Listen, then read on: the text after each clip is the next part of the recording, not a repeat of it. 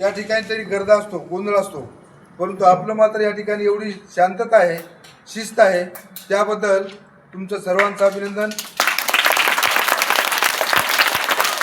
मध्ये आल्यानंतर पहिल्या प्रथम मला त्या ठिकाणी शिपाई दिसला आणि त्या शिपायाने आपली जबाबदारी अतिशय चोखपणे बजावली। शिपाई आल्यानंतर सर्व मतदार अधिकारी, मतदानाचे जे अधिकारी आहेत ते मतदानाचे अधिकारी आपापली जबाबदारी व्यवस्थितपणे पार पाडत होते। पहिला अधिकारी नाव नोंदवून घेत होता, दुसरा त्या ठिकाणी शाई लावत होता, तिसरा त्या ठिकाणी मतदान पत्रिका देत होता आणि मतदार शांत पद्धतीने त्या ठिकाणी मतदान कक्षामध्ये जाऊन मतदान शांत पद्धतीने करत होते आणि त्याची घडी घालून त्या मतपेटीमध्ये ठेवत होते। मित्रो, हीच खरी लोकशाहीची पद्धत आहे। इतर ठिकाणी सुद्धा काल पूर्ण बिहारमध्ये मतदान झालं आणि गोंधळ झाला, परंतु आपल्या या ठिकाणी कोणत्याही प्रकारचा गोंधळ झाला नाही। तर आपला भारत देश, एक सांगतो तुम्हाला मी, आपला भारत देश हा लोकशाही मानणारा देश आहे, जगातील सर्वात लोकशाहीवादी मोठा देश आहे आणि लोकशाहीची ओळख आपल्याला झाली पाहिजे।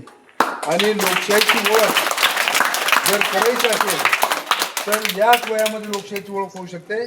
आणि म्हणून तुम्हाला जर लोकशाही खऱ्या अर्थाने कळाली तर भविष्य काळामधील तुम्हीच आमदार आहात, भविष्य काळामध्ये तुम्हीच खासदार आहात, तुमच्यापैकी कोणीतरी मुख्यमंत्री होणार आहे आणि तुमच्यापैकी कोणीतरी पंतप्रधान होणार आहे। मोदीच्या खुर्चीमध्ये तुमच्यापैकी कोणीतरी बसणार आहे। म्हणजे लोकशाहीची पद्धत कळण्यासाठी याच अवस्थेमध्ये तुम्हाला लोकशाहीचा अभ्यास झाला पाहिजे आणि त्या दृष्टिकोनातून मतदानाची प्रक्रिया आज तुम्ही या ठिकाणी राबवली, त्याबद्दल तुमचं सर्वांचं अभिनंदन। या ठिकाणी मतदान पार पाडण्यासाठी सर्व शिक्षक, सर्व मतदार अधिकारी, पोलीस प्रशासन सर्वांनी व्यवस्थितपणे या ठिकाणी मदत केली आहे। या निमित्ताने मी आपल्याला एक विनंती करतो की जे उमेदवार आहेत या उमेदवारापैकी कोणीतरी दोघंजण निवडतील आणि दोघंजण पराभूत होतील।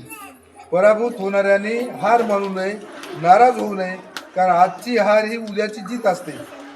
आणि जे निवडून आलेले आहेत, येणार आहेत, आज मतदान झालं, उद्या सुट्टी आहे, 27 तारखेला मतमोजणी होईल आणि मतमोजणी झाल्यानंतर जे दोन उमेदवार निवडून येतील त्यांची जबाबदारी आता वाढणार आहे। जे कोणी निवडून येतील त्यांची निवडून आल्यानंतर शाळेमध्ये शांतता कशी राहील, शिस्त कशी राहील, स्वच्छता कशी राहील, शैक्षणिक वातावरण चांगलं कसं राहील, या सर्व गोष्टीकडे तुम्हाला लक्ष द्यायचं आहे आणि निवडून आल्यानंतर आपली जबाबदारी पार पाडायची आहे।